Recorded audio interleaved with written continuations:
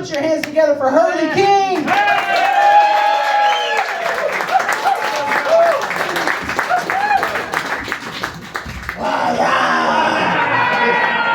I like this crowd already. It says we on black people time. I should sit down on the fucking ground. Is it me or the light just fucking bright as hell? That's good. Who installed this shit? Interrogator or what? Huh? I feel like OJ up in this bitch. I see you interrogating OJ right now. Say to your right, this motherfucker turn to your left. You know, I met OJ once, really. You know, in Florida, right? He had just got out of prison. He was working at a swap meet selling knives. I bought a knife from him. He pulled me to the side. He tried to whisper and shit, but he whispered like he on a fucking helicopter, right? He said, "Ellen don't give me the trick. I know this one, you know." He had me a knife. He said, "That's my personal knife right there." And he comes with the glove. And the guarantee. Because other people can't guarantee that shit like I can. I got bodies on my shit. So for New Year's, I went and visited my 95-year-old grandmother. I hadn't seen her in 4 years. She had a sign on the door that said, "Watch your step," but I didn't pay any attention, right? So when she came to the door, I gave her a hug. I squeezed her so tight, she started kicking and screaming, "Get off me, get off me!" with an attitude. So I backed up off and apologized to her. I said, "I'm sorry, Grandma. Did I squeeze you too tight?" She said, "No, you stupid motherfucker, you were stepping on my nipples." She said, "Did your dumb ass read the sign? You know I got these orangutan titties." So I went to church last week, and you can't go anywhere anymore without something happening, right? They was passing around an offering plate, and the dude that was sitting next to me snatched the plate and took off running. The preacher said, "Somebody stop that motherfucker. He got my car payment."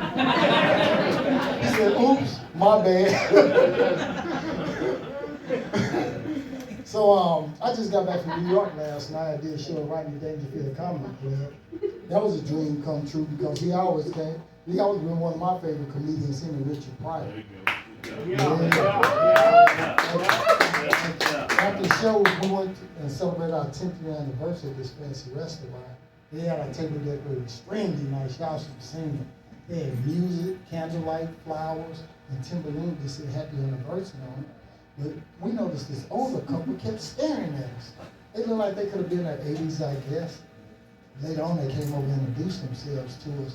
They told us that they were celebrating their 65th anniversary. Oh, wow. Yeah, we said, "Wow, that's amazing, congratulations." They said, "Thank you, but you two, y'all remind us so much of ourselves when we was your age, and y'all make a beautiful couple." We said, "Thank you." Try telling that to our spouses. Speaking of spouses, after 35 years of marriage, I'm finally starting to rub off on mine. Get your mind out the gut. I ain't saying I'm starting to rub one out. There's a difference, you know. The reason I say that is because my wife is a very serious person. She don't normally joke around like I do. But the other day I was trying to fabricate a piece of material to go inside of my suit coat pocket. And I told my wife, I said, "I need to find something black and hard to go behind this piece of material." She said, "Good luck with that." She said, "Hell, I've been trying to find something black and hard for 35 years. He said, "Did I say that out loud?" Yeah. So my niece came over to the house the other day, unannounced. She just popped up, right? And my wife and I was at home chilling watching Netflix. My wife still had on her pajamas. I had on old t-shirts and gym shorts and a pair of Harley Davidson sneakers I purchased online off of TV. Y'all know that's the knockoff stuff come from China, right? Evidently, the sneakers I had on look like the ones that Kanye West came out with called Yeezys. And y'all heard of those? Yeah. They're expensive, aren't they? Oh, yeah. See, I didn't know that until my niece told me. She said, "Uncle Hurley, are those Yeezys you're wearing?" She was dead serious, too. I said, "Well, it just depends on how much they cost." That's right. She said, "They're only $600. I said, $600? Hell no, these on Yeezys. These Negro pleases for $39.95. My cousin, she upset with me. She got upset with me because all of us was getting ready to go out to dinner. It was me, my wife, my cousin, and her fiance. And my cousin was in her room getting dressed. All of a sudden, I heard her yell out, "Yo, cuz, can I holler at you for a minute?" So I went to her room. I said, what's up? She said, I need for you to be honest with me, okay? I said, come on, man. That's the only way I know how to be. Integrity is my middle name. I live by that. She said, okay. Then she asked me that famous female question. Y'all know the one that all females ask me. She said, does this dress make me look big? I said, no, not at all. As a matter of fact, you make it look small. Haven't seen or heard from her since. Well, I know one day I'm going to hear from her. You know I know? I still owe her $100. So a really good friend of mine from Compton, California came to visit me last month. Real cool white dude. He's so cool, black people gave him a nickname. You know you gotta be cool, black person to be a nickname, right? We nicknamed him Al, short for albino. He reminded me of that comedian Gary Owen because he loves sister girls. That's all he talking about. When he came to visit, we hung out at the mall. Al tried to talk to every sister he's seen. Later on, he wanted to go to Foot Locker to try to find her Air Force Ones to match his Kobe Bryant jeans. So we went to Foot Locker, and his beautiful sister named Felicia was working there. She was drop dead. Gorgeous, boy. Al jumped right on her. He had her smiling and giggling and everything. For a minute, I thought he was going to get lucky. And all of a sudden, Felicia dropped a bombshell on him. She said, I can't date you. He said, why not? She said, because I'm looking for a man with 9 inches of rock hard pleasure between his legs, and I'm not going to settle for anything else. I know exactly what I need. Al said, 9 inches, huh? She said, yep, 9 inches and nothing less. Al looked her up and down and said, Felicia, you fine as hell. But I'm not cutting 2 inches off with nobody. Felicia said, wait, what? Al said, bye, Felicia.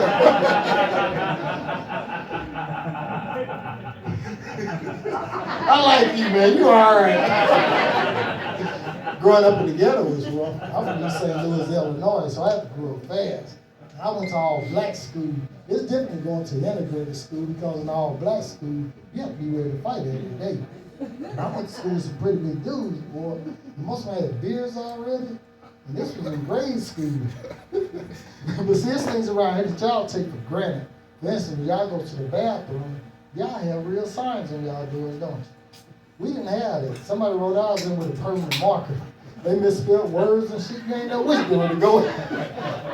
I remember one time when I was in the 5th grade, I ended up going in the mop closet. It was 2 dudes there shooting dice. Hey, it was 2 dudes there shooting dice. One dude said, close the door, you little nappy-headed motherfucker, before you get us busted. He said, you get us busted, I'm gonna kick your ass. And that was the principal. I guess he was leading by example. But there's things around here y'all take for granted, you know. Like y'all signs say men or women or others, or guys, gals, and others, not ours. I said pimps, hoes, and tricks. So since I retired from the military, I noticed they changed their rules and regulations. Because now I'm starting to see a lot of overweight soldiers wearing full beards and goatees. When I was in the military, we couldn't wear beards and goatees, but now everybody's wearing them. I ran into a first one the other day that had a nice goatee. He had a handlebar mustache and cut on the ends and everything. Yeah, I asked myself, how you get your goatee to look like that? She said.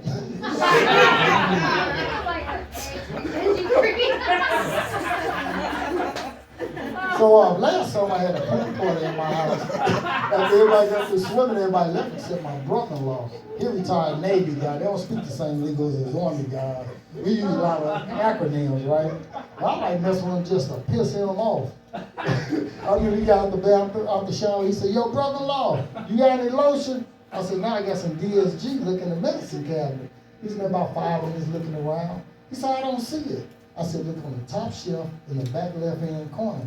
He said, all I see is Vaseline. I said, that's it. He got pissed. He said, why come you didn't call it Vaseline? Why you have to call it DSG?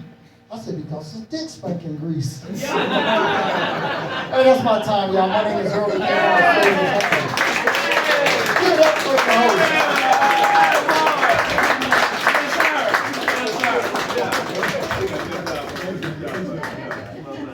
Hey, does anybody know what happened next door? Like somebody got shot?